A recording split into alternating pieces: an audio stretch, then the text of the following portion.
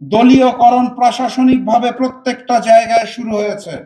আমরা দেখতে পেয়েছি তারা ক্ষমতায় আসার অল্প কিছুদিনের মধ্যেই হত্যা, ধর্ষণ, লীলা খেলা শুরু হয়েছে সেই অতীতের মতোই। এবং আওয়ামী লীগকে পুনর্বাসন করার জন্য বাংলাদেশের বিভিন্ন জেলায় আওয়ামী লীগের অফিস উদ্বোধন করে দেওয়া হয়েছে। এই নতুন গণতান্ত্রিক বাংলাদেশে এই নতুন বিএনপিকে আমরা আশা করি নাই। আমরা দেখতে পেয়েছি এই বিএনপি ক্ষমতায় আসার পরপরই জুলাই সনদকে অস্বীকার করতে চায়। তারা সংস্কার চায় না এবং তারা সকল বিষয়ে সংবিধানের বৃদ্ধাঙ্গুলি আমাদেরকে দেখাতে চায়। আমি স্পষ্ট ভাষায় বলতে চাই, সকল বিষয় যদি সংবিধানের মাধ্যমে সমাধান করতে হয়, তাহলে যে ভোটটি হয়েছে সেই ভোটটিও অবৈধ, তারেক রহমানের বর্তমানের প্রধানমন্ত্রিত্ব অবৈধ। আমাদেরকে সংবিধান মেনে চলতে হলে এখনকার এই নির্বাচনকে অবৈধ বলতে হবে এবং মেনে নিতে হবে দুঃখের সাথে যে ফ্যাসিস্ট শেখ হাসিনাই বোধহয় বাংলাদেশের প্রধানমন্ত্রী হয়ে রয়ে গেছেন এখনো, যেটা কোনোভাবেই সম্ভব নয়।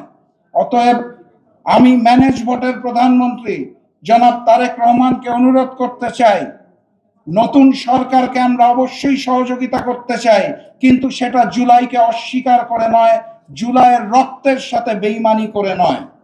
সংগ্রামী সাথী এবং বন্ধুগণ, আপনারা জানেন, মিডিয়ার মাধ্যমে দেখতে পেয়েছেন, গতকালকে মিডিয়াতে আমরা খবর পেয়েছি যে ভারতে শহীদ ওসমান হাদির হত্যাকারীদের গ্রেফতার করা হয়েছে।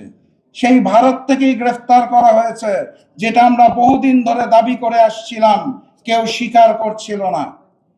শিলং থেকে ট্রেনিং প্রাপ্ত স্বরাষ্ট্রমন্ত্রী শিলং দিয়ে পালিয়ে যাওয়া শহীদ ওসমান হাদির হত্যাকারীদের ধরে বিচার করে যদি ওই আগ্রাসী আধিপত্যবাদের ভারতকে বাংলাদেশের সামনে নতুন করে বন্ধুরূপের যে নাটক সৃষ্টি করতে চাইছেন, এটা দেশের জনগণ ভালো মতো জানেন এবং বুঝেন। ভারতের সাথে শিলং থেকে ট্রেনিং নেওয়া স্বরাষ্ট্রমন্ত্রীর যদি এতই উত্তম সম্পর্ক হয়ে থাকে, তাহলে আমি তাকে অনুরোধ জানাবো, শহীদ ওসমান হাদির হত্যাকারীদেরকে বাংলাদেশে নিয়ে আসুন। শুধু তাই নয়, গণহত্যাকারী ফ্যাসিস্ট শেখ হাসিনাকে গ্রেফতার করে নিয়ে আসার ব্যবস্থা করুন। আপনারা আওয়ামী লীগকে পুনর্বাসন করতে চাইবেন, ভারতের আধিপত্যবাদকে নতুন করে বাংলাদেশে বিরাজ করতে দিবেন, আর জুলাইকে অস্বীকার করে নতুন ফ্যাসিবাদের জন্ম দিবেন, এটা আপনাদের থেকে আমাদের কাম্য নয়। বক্তব্য দীর্ঘায়িত করব না, বক্তব্য রাখবেন আজকের প্রধান অতিথি।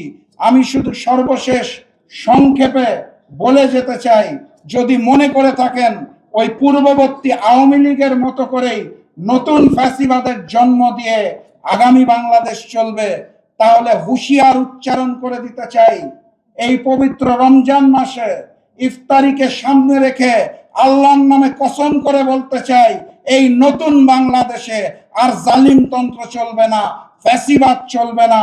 প্রয়োজনে 26শে জুলাইয়ের গণ অভ্যুত্থানের জন্য প্রস্তুতি গ্রহণ করুন। সবাইকে ধন্যবাদ। বিজয়ের পথে যাত্রা শুরু, জীবন অথবা মৃত্যু। আসসালামু আলাইকুম।